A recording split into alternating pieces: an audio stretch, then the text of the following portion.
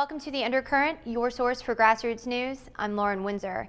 In this show, I'll talk about how a city in Northern California is using eminent domain to stem the foreclosure crisis, the two investment firm CEOs who are suing to stop it, and then I'll wrap up with a sneak peek at my latest music video parody. In Richmond, California, nearly half of all homeowners with mortgages are underwater, in some cases owing up to 4 times the market value of their homes. Given the lack of substantive federal action on principal mortgage reduction, and in the face of an ongoing foreclosure crisis, Mayor Gayle McLaughlin and City Councilor Jovanka Beckels have decided to act locally, using the municipal right of eminent domain. They are joined in the effort by the Alliance of Californians for Community Empowerment, the Home Defenders League, and a private underwriter called Mortgage Resolution Partners, which is based in San Francisco's East Bay. Here's the plan. The city buys highly distressed properties at a fair market value from the mortgage servicers, then works with the homeowner to refinance at the lower value. The participation of the banks is critical, and so far they've refused to negotiate. Richmond has offered to buy 626 properties that are severely underwater. Should the banks continue to stonewall, the city will invoke eminent domain to seize the properties and force the principal reduction of the mortgage to its fair market value. From the outcry of the financial industry, you might think that Richmond was experimenting with some radical communist initiative. However, it's neither radical nor innovative. Eminent domain was used during the Great Depression. According to that lefty radical rag Bloomberg News, in fact, the city's plan relies not on a novel use of eminent domain, but on one endorsed by the conservative Supreme Court of 1935. And although there is a long history of excessive use of eminent domain, Richmond's plan has no place in it. Nonetheless, the big players in the bond markets are angry that they're being forced to accede to the demands of a small city in California. Before they fight City Hall, the plaintiffs should appreciate that use of eminent domain to seize intangible assets, like mortgages, has a solid history. Federal courts have long sanctioned the taking of everything from shares of stock to contract rights, insurance policies, and even hunting rights. The investment firms BlackRock and PIMCO are suing the city and MRP to stop the initiative from moving forward, citing the negative impact on investors like pension funds. Larry Fink and Bill Gross appeared together at a CNBC forum for the UCLA Anderson School of Management. Protesters from ACE and SEIU disrupted the event in order to call attention to the pending lawsuit. Why you are not negotiating? Listen. No, it's fine, guys. It's fine. He's got a valid point. He's got it. Why are you suing the city of Richmond instead of negotiating? Negotiate, don't litigate. Your time is coming. Your day of reckoning is coming. Don't jump.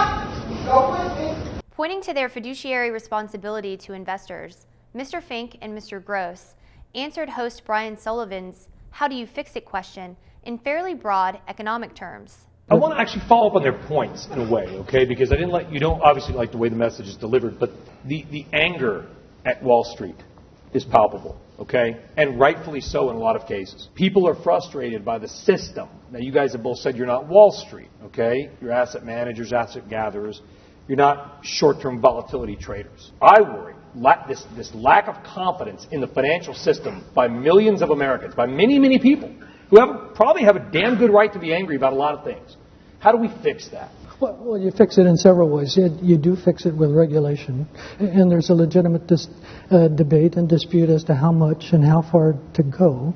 But you do, inch back, I suppose, to the days in which investment banks and banks were separate entities, as opposed to banks these days, employing, trading for their own books and therefore putting depositors' savings at risk. I mean, that's the principle here. So you do re-regulate with the hope that you don't go so far that the spirit of lending, the spirit of capitalism on the part of banks, on the part of BlackRock, on the part of PIMCO, basically is impeded, and that's a delicate balance. But that's certainly. Should we bring back Glass-Steagall?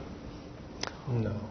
The Richmond case is Bill discussed. It's mortgages But the case not only is, the use of eminent domain for mortgages instead of real property is one thing that's quite questionable, and that's why we have a suit on this.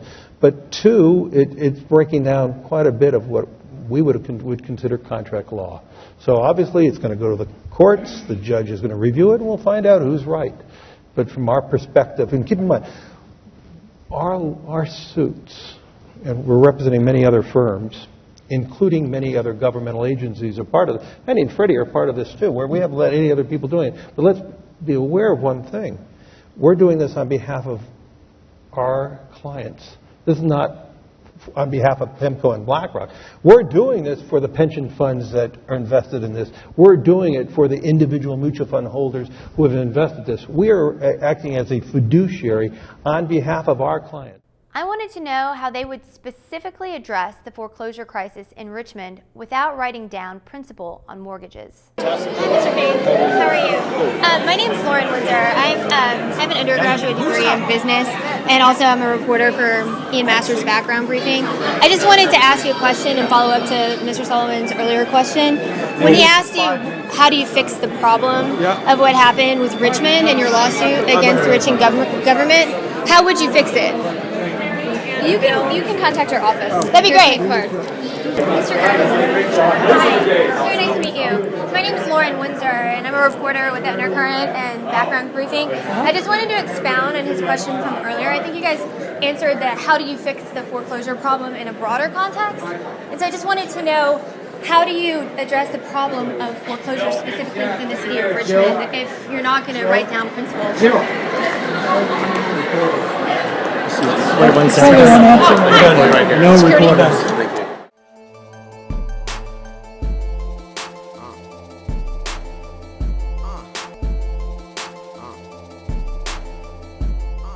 Bottom line, investment firms have a fiduciary responsibility to their investors, and the government has a fiduciary responsibility to its constituents.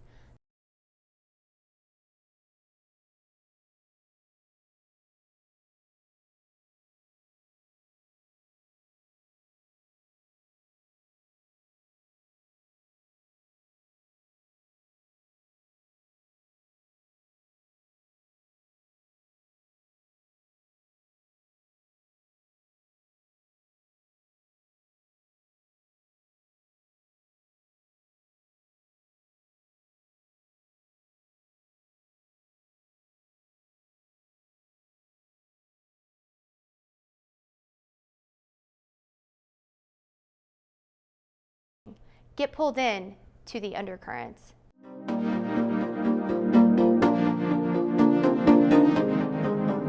We clawed, we chained our hearts in vain. We jumped, never asking why. We kissed, I fell under your spell. A love no one could deny. Don't you ever say I just walked away. I will always want you. I can't live a lie running for my life. I will always want you. I came in like a wrecking ball. I never hit so hard in love.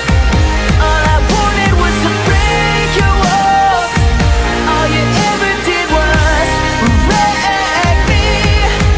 Yeah, you wrecked me. Undercurrent under the surface makes the mainstream get so nervous. It's time for purpose, for news to serve us, not with propaganda they use to hurt us.